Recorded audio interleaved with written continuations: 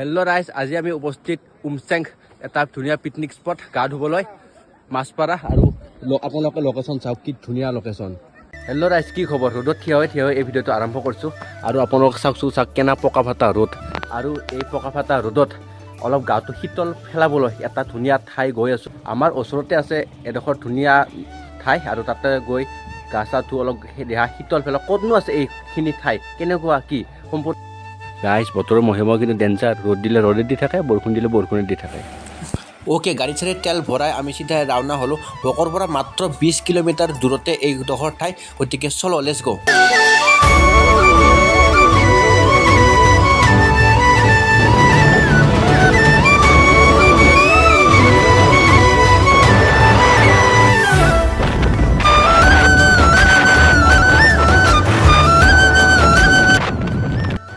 আমি এতিয়া গৈ আছোঁ কিন্তু যাই পোৱা নাই বৰ্তমানলৈকে, কাৰণ আৰু ইমান ৰ'দ দিছে, বাপৰে বাপ, অতি ফাটি গৈছে আজি ৰ'দতে, গোটাই দেহা চেহা ছাল কলা পৰি যাব।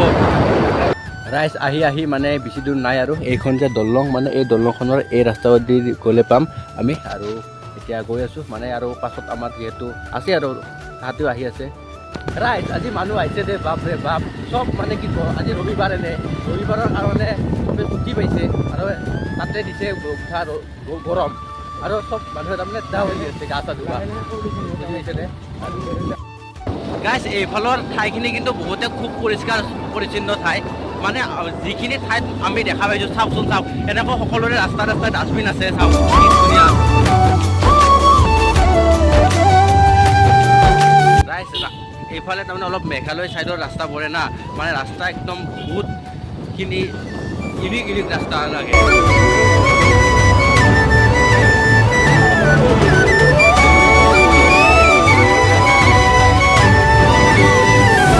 ৰাইজ ঠাই চাওকে, ঠাই কি আল্টিমেট ঠাই কিন্তু ৰাইজ, বা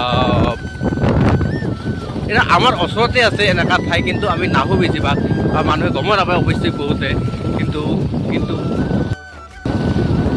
বহুতে তাৰমানে নেচাৰৰ ঠাই, একদম শান্তি শৃংখলা, লগতে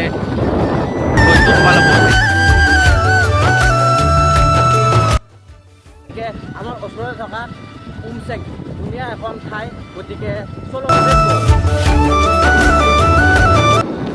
এতিয়া আহি পালোঁ, আৰু ইয়াৰ পাহাৰখন চাওক, কি এটা সুন্দৰ ভিউ দেখা পোৱা গৈছে, আৰু সেই পাহাৰখনৰ কাষতে আছে এই ইয়াৰে ঠাইখিনি, গতিকে গৈ কেনে তো আপোনালোকক ধুনীয়াকৈ দেখুৱাই আছোঁ।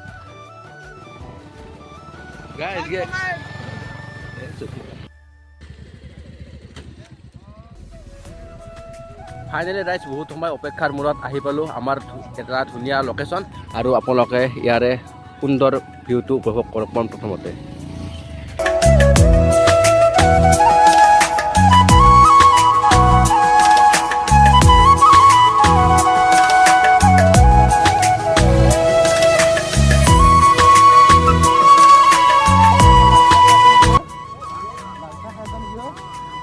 আৰু আমি এনেকৈ ধুনীয়াকৈ গা চা ধুলোঁ, আৰু যিহেতু ৰাইজ আজি বহুত গৰম দিছিল, আৰু বহুত গৰম দিয়াৰ ফলত আপোনালোকে মানুহ চাওক কিমান ক'ৰ পৰা মানুহ আহিছে, চাওক গোটেই মানুহ। আমিও সেই গৰমত মানে কি ৰক্ষা নাপায়, আমিও আহি গ'লোঁ, কিন্তু এতিয়া বতৰটো লাহে লাহে ঠাণ্ডা পেলাইছে, এতিয়া ৰ'দ এৰি এতিয়া বৰষুণ দিলে অলপ, আৰু বেছি যিহেতু জিকিলে গা চাৰ বেমাৰ হ'ব অলপ, এতিয়া গা চা ধুওঁ। আৰু আজি ৰবিবাৰ বুলি এনেকুৱা মানুহ আহিছে, ইয়াতে আহি আৰু গম পালোঁ যে কমেও ইয়াতে 2000ৰ ওপৰত মানুহ বেছি আছে প্ৰায়। আবাৰ নগেন দা গা চা ধুলা, গা চা ধুই অলপ ৰেষ্ট ল'লা, কিয় কবি। আৰু এতিয়া বাৰু মই অলপ গা পা ধোৱাই নাই, মই মানে ভিডিঅ' কৰাৰ পূৰ্বতে, আৰু ইহঁতক খবৰকৈ ফটো মাৰিলোঁ। এতিয়া ময়ো গা পা ধুই কেনে ধুনীয়াকৈ লগ পাই আছোঁ। ৰাইজ এতিয়া আমি গা পা ধোৱা হৈ গ'ল, আৰু গা পা ধুই ল'লোঁ, আৰু এতিয়া যাম ঘৰত, বেছি ইয়াতে দেৰি নকৰোঁ, কাৰণ বৰষুণো যিহেতু আহে, ভিজবা নোৱাৰা, কাৰণ আৰু ভিজলি আৰু চৰ্দি তৰ্দি আৰু ভাৱ হ'ব, গতিকে ভোক লাগিছে গাইছ। আকৌ তাক খোৱা নাই, পুৱাৰ পেৰে সুধা কিবা পিঠা খাইছোঁ নেকি, ৰুটি, আৰু বাকী একো খোৱা নাই। ভোক লাগিছে, তাই কাৰণে ভাত চাত খাব লাগে। আৰু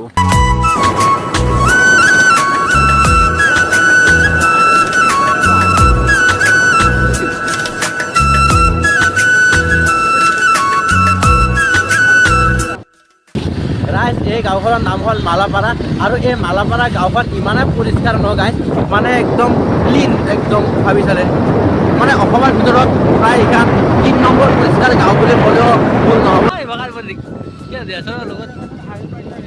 আহি পাইছোঁ, আহি পালেও কিবা এটা ভাল লাগে মোৰ। নেচাৰৰ লগত প্ৰেম হৈ যায় এলেকা চাই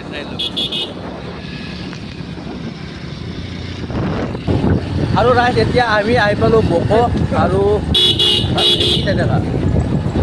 এতিয়া বকো আহি পালোঁ আৰু এতিয়া যাই আছোঁ ঘৰ।